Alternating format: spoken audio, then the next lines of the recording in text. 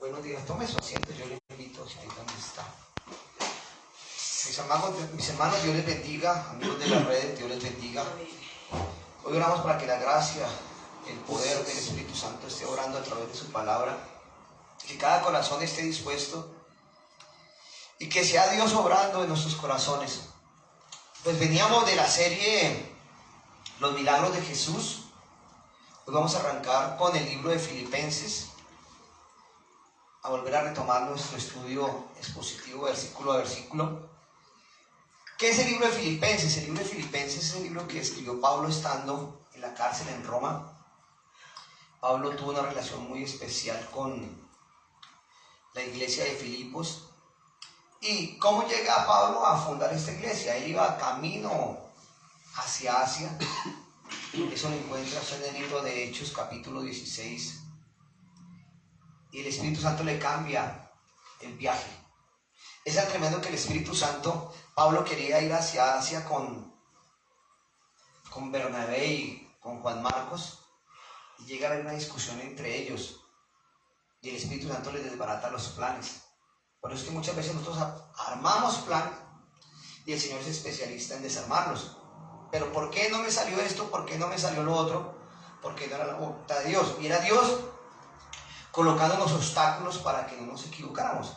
Entonces es tan tremendo que aquí el Espíritu Santo, Pablo camino hacia Asia, llegan a esta discusión y Pablo es encarcelado. Usted vea que él conoce a Lidia, una mujer que vendía púrpura, que más adelante entrará en escena este capítulo.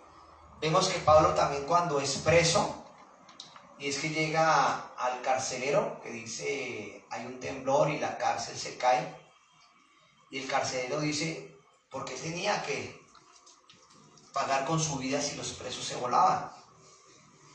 Entonces él se iba a suicidar cuando los Pablo y Silas le dicen, nosotros estamos aquí.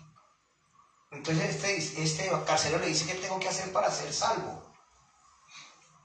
Y dice, creen en el Señor Jesucristo y será salvo. Entonces, al permitir el Espíritu Santo cambiarle los planes a Pablo en este camino hacia Asia, es cuando llega la palabra a Troas, llega la palabra a Bitinia, lo que es llamado hoy Turquía. Entonces se extiende el evangelio hacia Europa, y de Europa llega a nosotros. O sea, si al estudiar la historia de cada libro, porque la mayor parte de la gente estudia libros por encima y se va solamente a las promesas y no se va al contexto de lo que está sucediendo y cómo eso que pasó en esa época, hoy 2000 años después, lo podemos poner en práctica nosotros, donde planeamos cosas y tomamos cosas y el Espíritu Santo nos libra de cometer errores, pero muchas veces nos equivocamos. Pero Dios, ¿por qué permitiste que pasara esto? Pues usted quería hacerlo, es su voluntad, hágalo. Yo le puse todas las trabas, le hablé a través de su pastor, a través de su líder, a través de lo que fuera, le hablé para que no tomara malas decisiones. Y lo más tremendo, le hablé a través de ¿qué? De mi palabra, y no me hizo caso. Entonces, si cometemos errores, por ende, ¿qué? Pagamos las consecuencias. Entonces aquí Pablo, en su segundo viaje, llega al pueblo de Filipo, y él funda esta iglesia, y llegan a una relación tan tremenda como familia, que esa es la idea que el Señor nos lleva a nosotros como iglesia. Y cuando la gente que pueda ver este video, y que usted que está bien con nosotros, pueda entender qué y por qué usted es miembro de una iglesia. A veces ayer hablaba con un pastor amigo, y yo le decía, hombre, la gente este año ha cogido, vengo un día, no vengo, y yo, hermano, tranquilo, allá también sucede lo mismo, y esa es una iglesia más grande, y también es una iglesia local. Me dice, llega el uno, vienen 2 semanas, vienen dos semanas y no vuelven. Dice, porque la gente no ha entendido que tiene que amar al Señor sobre todas las cosas, y ponen, claro, sin quitarle los compromisos que hay, porque hay gente que tiene que trabajar cada domingo, cada 15 días, qué sé yo, pero la gente muchas veces, amaneció lloviznando, no vamos. Amaneció frío, no vamos. Pero si nosotros vemos por lo que tuvo que pasar Pablo, que en este momento esta cárcel la está escribiendo desde la cárcel, y él funda la iglesia de Filipo, y ellos se enteran que Pablo está preso, Y esta carta fue escrita a la vez con el libro de Efesios, también fue escrita con el libro de Colosenses y con Filemón, cuando él estaba en la cárcel. Se llaman las epístolas de la prisión. Entonces Pablo tenía una relación tan tremenda que no la tuvo con ninguna otra iglesia. Y no porque esta iglesia fuera la predilecta, la favorita, no, sino era la relación que tenían con esta iglesia. En el primer capítulo veremos la filosofía de vivir como el cristiano. En el capítulo 2 se verá el modelo del vivir como cristiano. En el capítulo 3 será el premio de vivir como cristiano. Y en el capítulo 4 el poder para vivir como cristiano. Entonces aquí el apóstol Pablo nos está enseñando a través de lo que fue esta iglesia y su relación, porque él escribe a la iglesia aquí no para exhortarla, sino para decirle cuánto los extraña y cuánto los ama. Y ellos al enterarse de que Pablo está, envían a Epafrodito, que era el pastor de la iglesia, hacen una ofrenda, una colecta, y le envían ese dinero a Pablo para ayudarlo económicamente. Ya cuando usted lo vea en el libro de Corintios, cuando él narra también esa parte que dice, mas vosotros supliste mi necesidad cuando yo tenía necesidad, hablándolo en mis propias palabras. Entonces, ver cómo la iglesia siempre tiene que estar unida, los hermanos los unos con los otros. También más adelante veremos que había una contienda entre dos hermanas. Y cómo se ve ahí en la iglesia, que esta me miró feo, o este me miró feo, o este por qué tal cosa. Y así empezamos el versículo 1 que dice, Pablo y Timoteo, siervos de Jesucristo, a todos los santos en Cristo Jesús que están en Filipos con los obispos y los diáconos. Aquí podemos ver que Pablo dice, Pablo y Timoteo, ¿siervos de quién? De Jesucristo. Ahí se pone, yo soy un siervo, yo soy el apóstol, pero soy siervo de Jesucristo. Y dice, a todos los santos.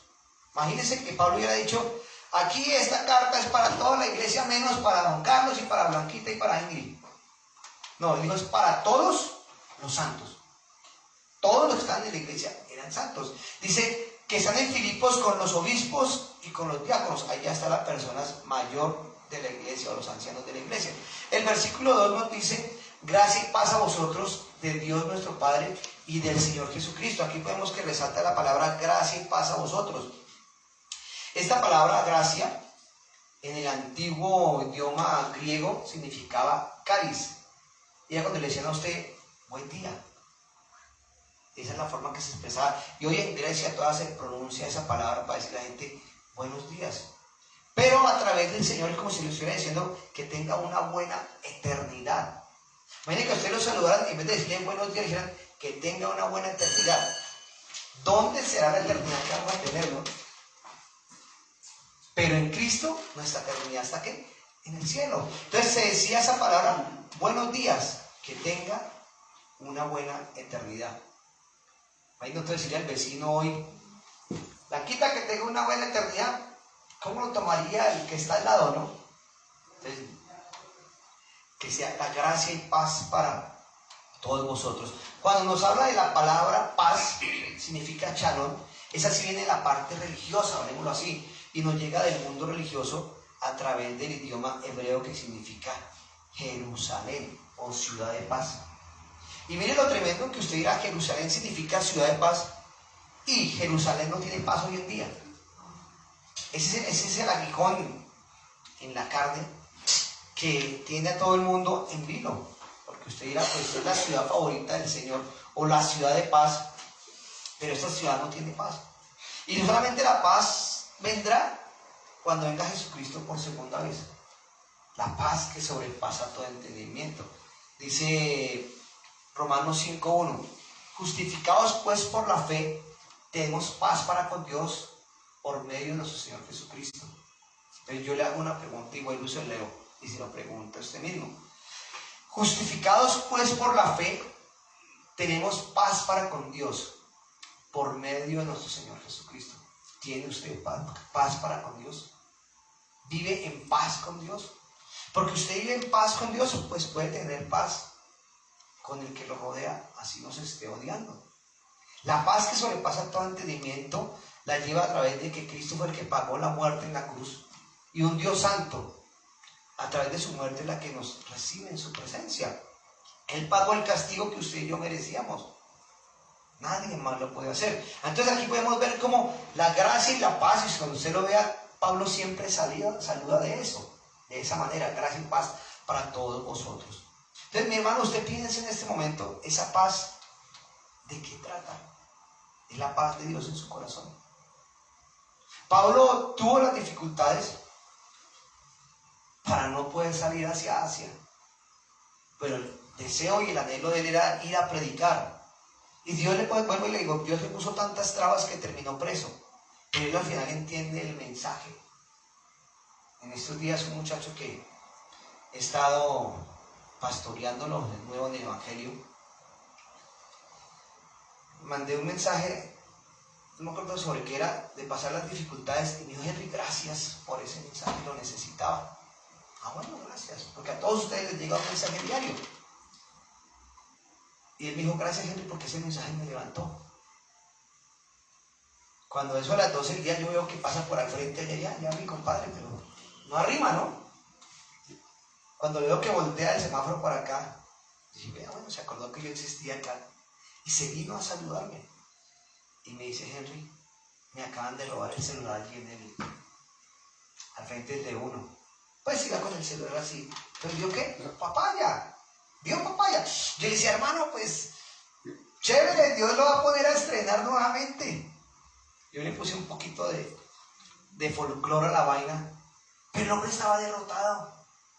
Me dice, es que tengo una cita de trabajo ahorita. Dije, pues vaya. No, es que me tengo que conseguir un celular rápido. Dije, pero ¿para qué ha comprado un celular de segunda si después ella quiere comprarlo nuevo? Pues váyase cuando la cita y pues Dios quiera que llegue la persona con la que tiene la cita de trabajo. Pero él estaba en su desespero, que nos pusimos a hablar con él y yo me puse solamente a darle palabra. Y le explicaba partes de lo que está sucediendo y a través de la paz que sobrepasa todo entendimiento.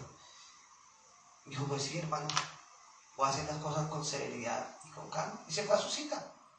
Ayer vino y me dijo, ya tengo celular, me puede enviar el mensaje nuevamente. Entonces, ¿qué pasa? Por afanes y por el desespero tomamos decisiones en las que nos equivocamos. Y aquí podemos ver que Pablo habla de ¿quién? Gracia y paz de nuestro Padre y Señor Jesucristo. ¿Por qué no les dice y del Espíritu Santo? Porque el Espíritu Santo ya estaba en esta iglesia. Por eso le está hablando ¿a quién? A la congregación. Dice el versículo 3. Doy gracias a mi Dios siempre que me acuerdo de vosotros. Nosotros nos reuníamos el jueves con los muchachos y yo les decía, ¿quiénes oran los unos por los otros? Hay unos que no oraban. ¿La quita se ora por mí? Sí, por mí. Esa es la función, tenemos que orar los unos por los otros. Pero aquí Pablo se gozaba y decía, doy gracias a mi Dios siempre que me acuerdo por vosotros. Esa es la relación que Pablo tenía hacia esa iglesia. Y esa es la relación que nosotros tenemos como iglesia. Como pastor hacia ustedes y ustedes hacia mí o hacia don Carlos que nos ayuda con pastorear acá. Entonces, en ese darle gracias a Dios, ¿en qué momento se acuerda usted de uno? ¿O en qué momento se acuerda usted de Dios? El rey David decía que de mañana, de tarde y de noche oraba al Señor. Decía el profeta Elías, vive Jehová, en cuya presencia estoy. Usted mantiene las 24 horas del día con el Señor en su corazón. No, pero yo estoy manejando un carro, o yo trabajo en tal cosa, pero eso que está haciendo usted lo está haciendo para el Señor. Ahí es donde se refleja ¿qué? La relación con el Señor todo el tiempo. Cuando uno se acuerda, ayer llegó un muchacho y dije, hermano, todos estos días me he soñado con usted. Y hace tiempo que no venía a peluquearse. Dije, ¿cómo anda? Pues anda distanciado del Señor. Pero ayer volvió a peluquearse, entonces tocó otra vez ¿qué? Afinarlo, decir, hermano, busque la presencia de Dios. Entonces aquí terminando Pablo, en este versículo 3, él no lo expresa que eso de que oraba por ustedes o los amaba tanto, nunca se le dijo de la iglesia de Corintios ni de la iglesia de Gálatas, sino solamente ¿qué? A los filipenses. Miren lo que dice el versículo 4. Siempre en todas mis oraciones ruego con gozo por todos vosotros. Tremendo, ¿no? Me gozo de poder orar por ustedes, dice Pablo. Siempre que me acuerdo y están en mis oraciones, oro al Señor por ustedes.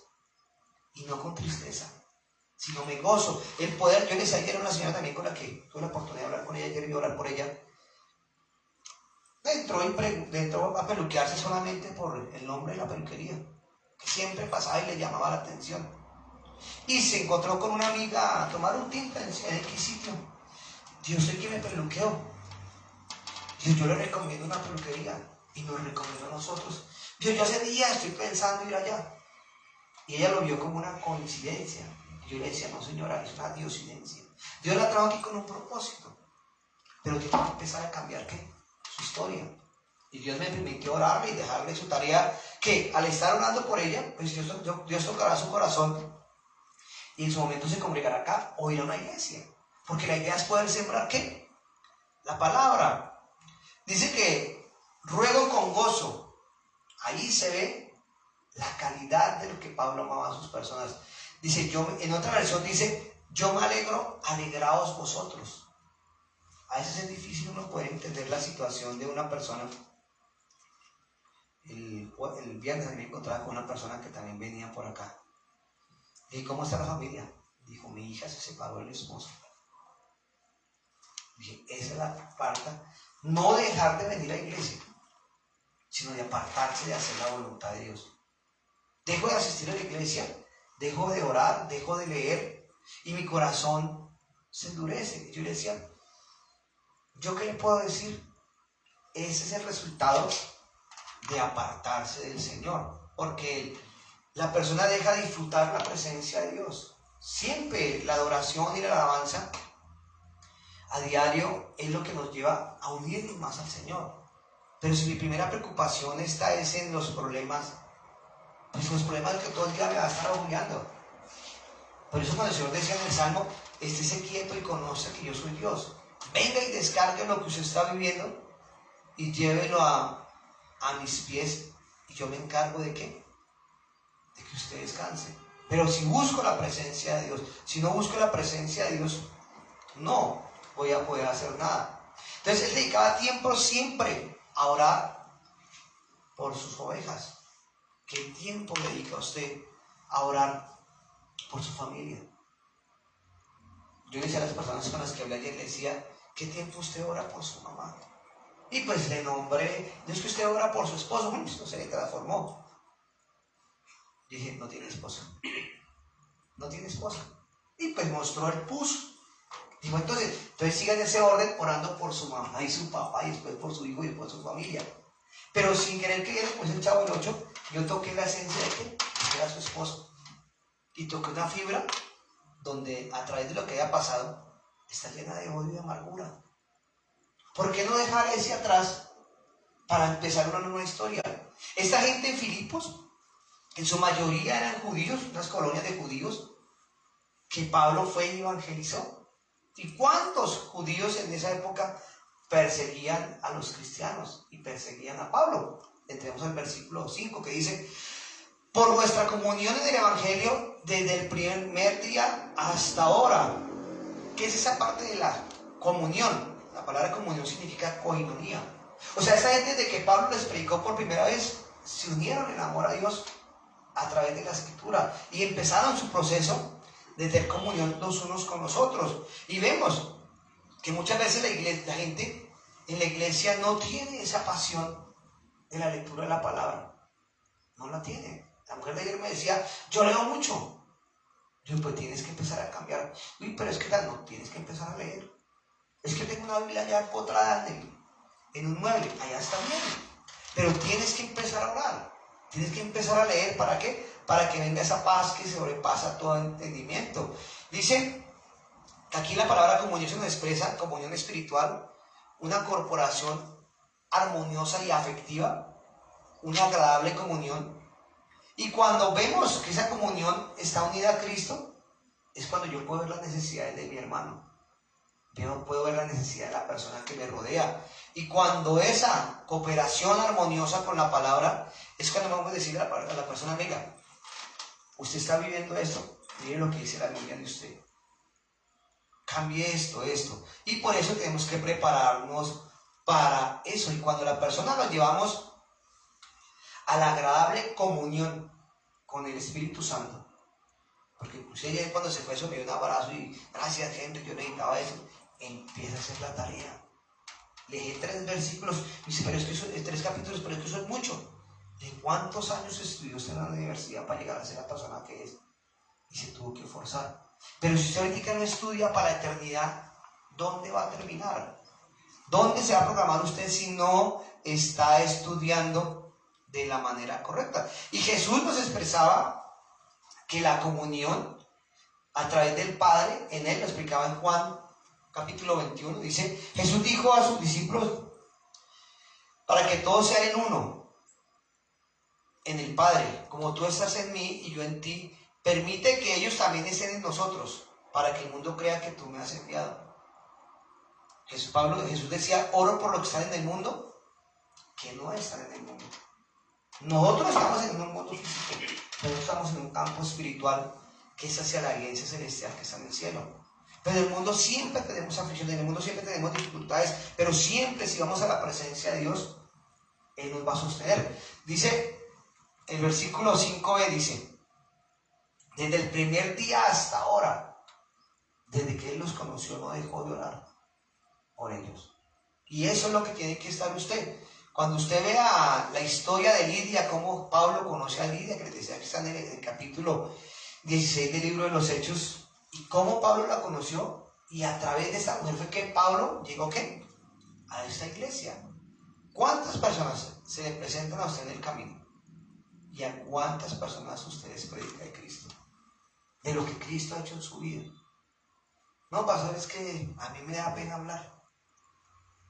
A mí me da miedo hablar. Y él también peluqueaba a un muchacho que era la primera vez que venía. Ay, Dios mío, yo estaba desesperado porque no hablaba. Hermano, ¿cómo le cortó el pelo? Hermano, pero tal cosa. Y venga, parcero, ¿y usted en qué trabaja? Yo trabajo en un call center en inglés. Dije, pero así tiene que estar hablando a los trancazos y a los...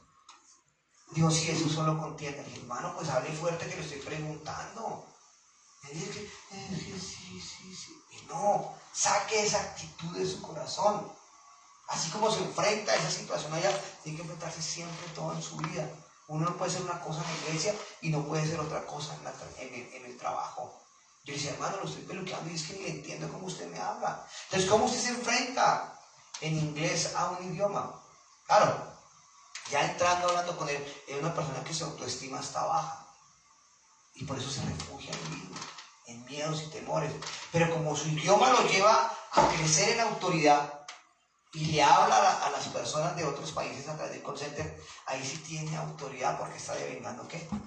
Dinero, porque tiene que cumplir metas. Pero sale a la calle y vuelve otra vez, se opaca.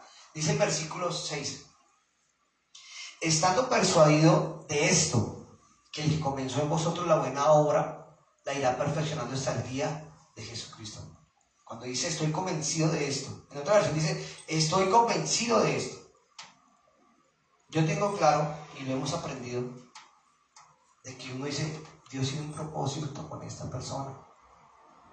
Cuando la persona tiene un propósito y entiende el propósito de Dios y empieza a sujetarse, va a ser una gran bendición. Pero cuánta gente como Sansón, su propósito lo cumplió, fue el día que murió. ¿Y qué dejó? Solamente una enseñanza. Un hombre que fue pendenciero, que fue rebelde desde los 13 años, hizo lo que se le dio la voluntad desde los 13 años. Dijeron que no debería tomar y tomó. Que no tenía que salir con prostitutas y salió con prostitutas. Que no tenía que acostarse con mujeres de otra nación y lo hizo. Todo lo hizo lo contrario. Pero el día que murió clamó por misericordia y Dios le dio una oportunidad. ¿Y a dónde dejó hijos? ¿Dónde dejó familia? No solamente dejó una historia. Para que los que estamos aquí podamos decir, yo no quiero ser como Sansón. Yo quiero hacer las cosas conforme a la voluntad. Vuelvo y le repito el versículo 6. Estoy seguro, en otra versión, estoy seguro de que Dios, que comenzó a hacer en vosotros su buena obra, la irá llevando a buen fin, mientras llega el día de que Jesucristo regrese. Usted y yo estamos en ese plan. Aquí dice, estando persuadido, que el que comenzó en vosotros la buena obra la irá perfeccionando hasta el día de Jesucristo. ¿Y qué es persuadir? La certeza. Él tenía claro que así como él, Señor, cambió la vida de Pablo, y en la forma que los filipenses tomaron la palabra, empezó el proceso. Y usted está en un proceso que tanto en el Antiguo como en el Nuevo Testamento, el Señor nos deja un manual para que vayamos hacia la vida de eternidad. Acuérdense lo que leíamos antes, para que tenga una buena ¿qué? Eternidad. Todo el proceso nos lleva hacia eso. Dice Efesios 4:30.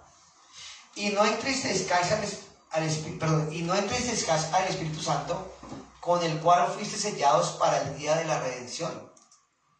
Un versículo que trabajamos mucho en la iglesia nosotros es: Dios nos creó desde antes de la fundación del mundo en los lugares celestiales para que fuéramos sin mancha delante de Dios. Una eternidad pasada, una eternidad presente, para ir a una eternidad futura otra vez con Cristo. Pero al venir a esta tierra, nos contaminamos del pecado en el que nacemos, y es el que nos aparta directamente de Dios. Y por eso Pablo lo decía en Efesios: y no entristezcáis al Espíritu Santo de Dios, con el cual fuiste sellados para el día de la redención. ¿Y cuál es el día de la redención? El día que usted muera, el día que usted parta de esta tierra. ¿Para dónde parte?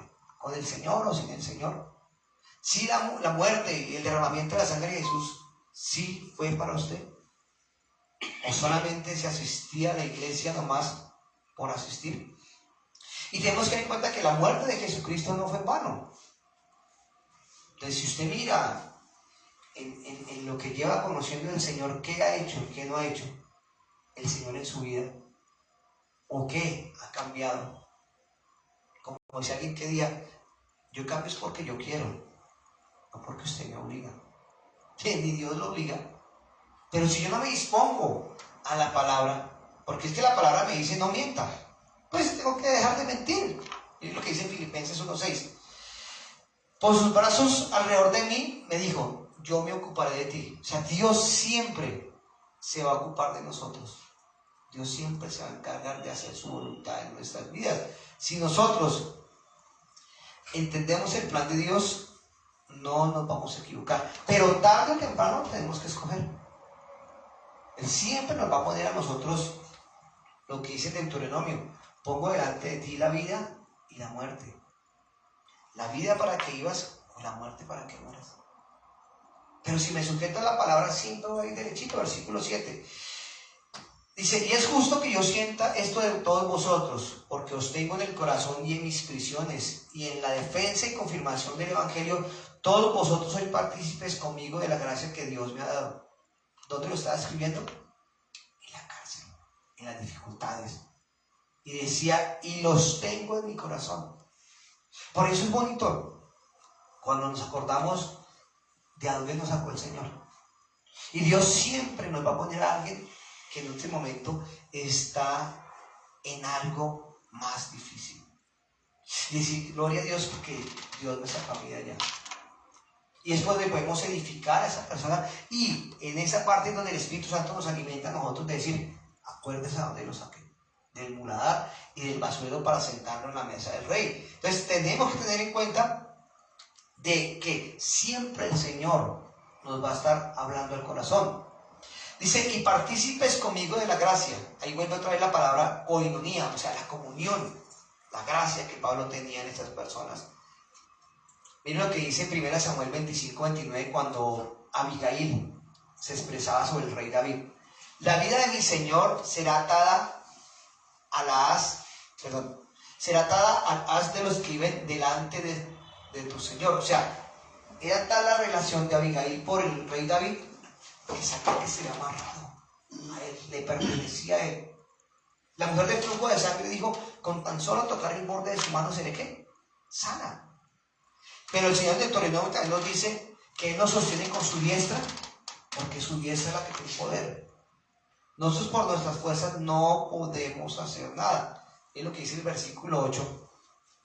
Dice: Dios me es testigo de cómo os amo a todos vosotros con el entrañable amor de Jesucristo. Aquí Pablo pone al Señor como testigo. Dios sabe cómo los ama a ustedes. Dios sabe cómo los ama a ustedes. Y así tiene que ser usted, como mamá, como papá, como sea la situación, cómo ama usted a sus hijos. pero sus hijos no van a entender que usted los ama. Porque por situaciones de la vida, los hijos somos los más desagradecidos y no valoramos lo que hacen los padres. Pero aquí Pablo nos decía eso: Dios me es testigo.